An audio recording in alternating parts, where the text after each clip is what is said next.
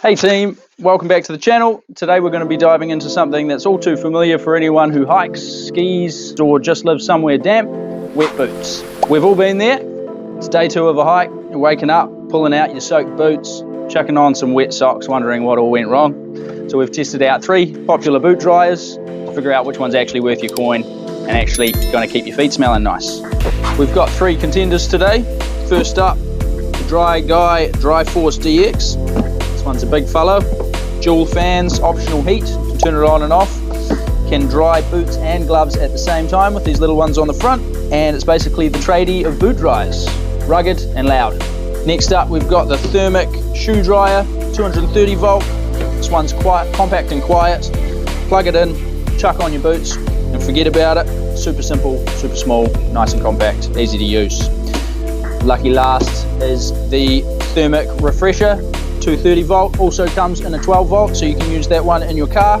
Looks very similar to the one before, but this guy's got fans, timers, and even UV lights, meaning that you can really kill some of that bacteria and stop them getting too smelly. Basically, spa treatment for your boots. Alrighty, let's talk performance. We gave all of these the same challenge. Wet boots, normal room temperature, 3 hours on the clock. DryGuy absolutely smashed it. Really nice warm boots, dry in under 3 hours, no dramas, and the fans make a really big difference. You can literally feel that heat pumping through. Therm-ic Basic took the full 3 hours to dry, and the boots were just dry.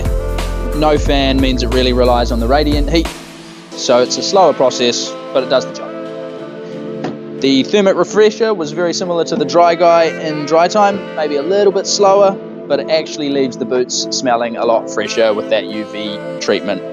Speaking of stankiness, let's get into smell. If you've got boots that already pong, the DryGuy just dries them. It doesn't make them worse, doesn't fix it either. The Therm-ic Basic, again, pretty neutral, no airflow, no scent control, so no miracles. But the Refresher, that UV and the airflow combo really does something. I wouldn't say it makes your boots smell good, but they definitely smell less offensive, and that's a win. Next up, noise and portability. DryGuy is the loudest by far, not airplane engine loud, but noticeable. Don't put it next to your bed unless you want to have dreams about vacuum cleaners. Therm-ic Basic is totally silent. You could run it next to a sleeping baby, no issues. The Refresher makes a quiet hum, but it's quite manageable, not too annoying. In terms of size, as you can see, the DryGuy is a chunky boy. Not really travel friendly, best option for drying in your drying room or in the garage. Both Therm-ic models really super compact, perfect for throwing in your bag for hut trips or ski missions, but the Refresher is the best as you can plug it in your car. Alright, if you're still here, let's wrap this all up. If you want power and the ability to dry multiple things really fast, go the DryGuy. It's reliable, quick, and built tough. If you're looking for something simple, cheap, and portable, the Therm-ic Basic is your one to go with. No buttons, no noise, no stress. If you're the kind of person who really can't stand smells and you really want a bit of extra odor control, the Therm-ic Refresher is actually pretty awesome. Quiet, compact, and the UV tech really works.